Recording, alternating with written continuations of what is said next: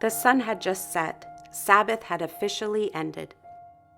The followers of Jesus planned to settle in for another night in the upper room. The candles gave ample light inside, but not too much to draw attention to the street below, for fear of being discovered by the enemies of Jesus. There was an unspoken understanding of keeping conversations low, even though there was much noise coming from the crowds of Passover sojourners below. The space was adequate for the number of people gathered. Even though it felt a little crowded, they took comfort in their numbers. The room was sparsely furnished, with a low table in the middle. Peter was sitting in the exact same spot he had sat at the Passover meal only 2 nights before.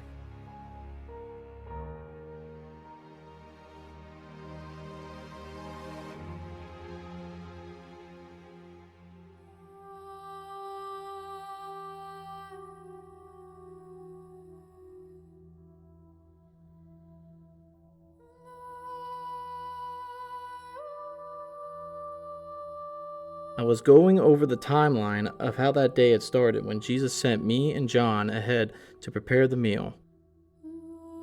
I gathered the bitter herbs, wine, and unleavened bread while John roasted the lamb for the Passover meal.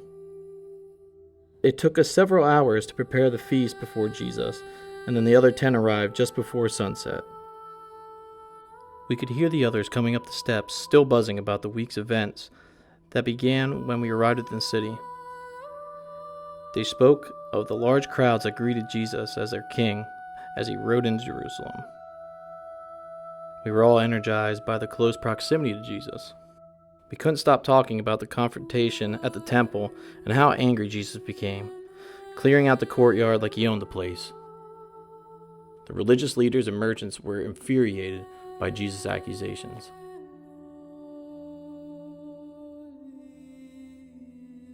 Some of the men discussed the meaning of Jesus' teachings earlier that week on the Mount of Olives concerning future events and what was in store for us in the coming kingdom. At this point, Passover week proved to be the most exciting any of us had ever remembered. Little did anyone realize how memorable it would become.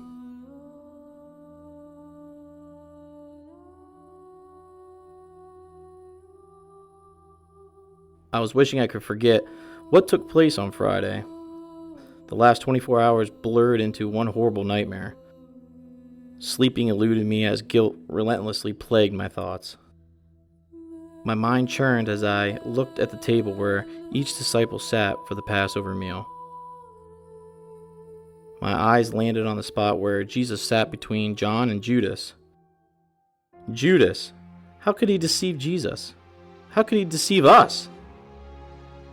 I desperately attempted to suppress my guilt by focusing on Judas' betrayal. I recalled what happened while the meal was still in progress. I watched Jesus get up, remove his outer garment, and wrap his towel around his waist. He then took water from a basin and began to wash our feet, drying them with the towel.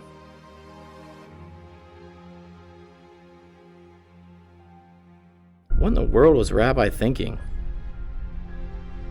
I could hardly believe my eyes. How could everyone sit there and allow Jesus to humiliate himself like a lowly servant?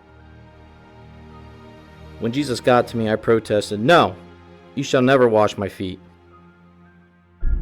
Jesus countered, "Unless I wash you, Peter, you have no part with me."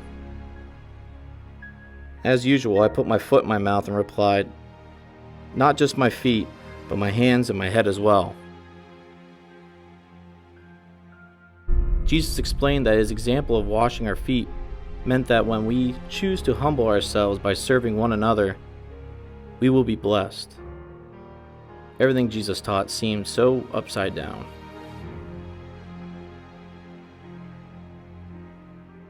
As the Passover meal progressed, it revealed its rich meaning, pointing back to the experience of how God delivered our people from the bondage of Egypt. Jesus did another extraordinary thing during the meal regarding the bread and the wine. He described how the unleavened bread represented his body and the wine his blood. This was something new for us, and he wanted us to remember it. How could we forget his words? This is my body broken for you, and this is my blood poured out for you.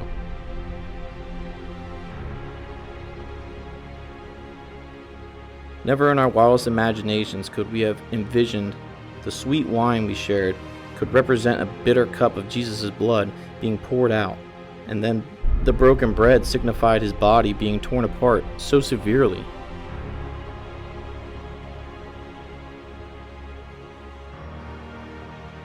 While we continued eating, Jesus became noticeably troubled and made a startling announcement.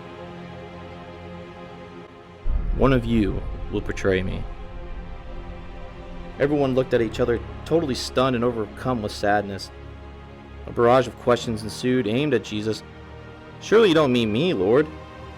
Everyone wanted to be quickly acquitted of this charge. I motioned to John and told him to ask Jesus, who would betray him? Jesus answered, it is one that I will give the piece of bread to after I dipped it in this dish. Jesus gave the bread to Judas. As soon as Judas took the bread, Satan entered into him. Jesus told him, what you are about to do quickly. As soon as Judas had taken the bread, he went into the darkness. I couldn't reconcile what happened in my mind. How could anyone betray the Lord? I emphatically declared to Jesus, I would lay down my life for you. Then Jesus answered, will you really lay down your life for me? Before the rooster crows, you will deny me 3 times. Jesus' words cut me deep. But Jesus told them, this very night, you will all fall away because of me. It was bad enough that Judas already betrayed Jesus, but all of us? And me? How can I deny Jesus 3 times? How can I deny the greatest friend I've ever known? I looked around the room and every one of us had abandoned Jesus when he needed us most. I tried to shake off my thoughts and continued to recount what happened next. After the meal, we sang a song before heading to the garden where we often spent time together. It seemed strange that Judas was not with us. As we crossed the Kedron Valley in the darkness, it was difficult to see. The smell of olives in the grove meant we were getting close. We all, including Jesus, were worn out by the week's events. We were hoping to get some sleep, but Jesus seemed driven.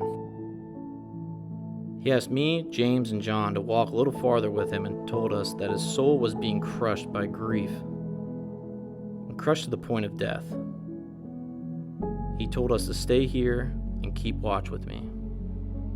Watch with me? What were we watching for? We tried, but it was no use. Our exhaustion overtook us, and we fell fast asleep until Jesus startled us. Wake up! The time has come! Get up! My betrayer is here. We woke up to a mob scene in the garden. The smell of burning torches and guards with swords drawn was a terrifying sight. And Judas was with them. He approached Jesus with a greeting and gave him a kiss. The irony was cruel. That infamous kiss was the signal for the others to grab Jesus and arrest him. As they dragged him into the night, we all ran for cover. That's when the nightmare turned even more ugly.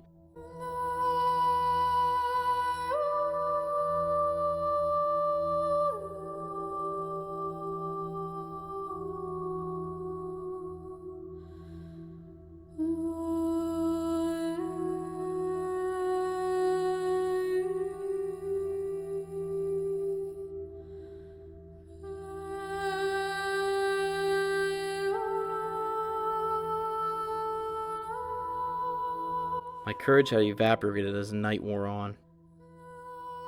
I was questioned 3 times about the involvement with Jesus, and 3 times I strongly denied knowing him.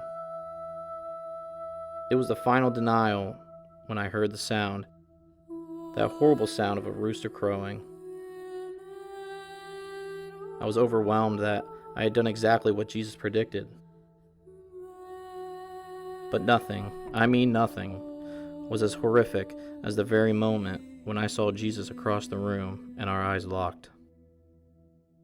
The look on his beaten face cut my soul in two. The words, "Get behind me, Satan," immediately flooded my mind.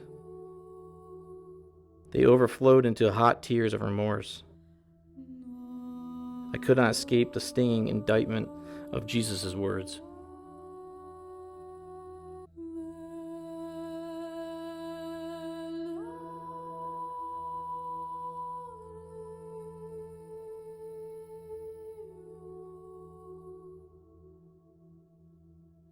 There was no relief to be found as the morning broke after a sleepless night. I began wondering if my life was even worth living. No wonder Judas had ended his. Living with the guilt of knowing you denied the person who loves you feels unforgivable.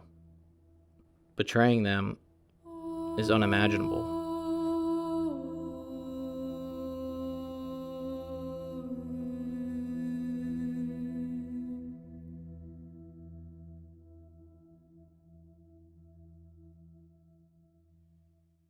Peter stared at the empty cup that was still sitting in the spot where Jesus had sat at Passover.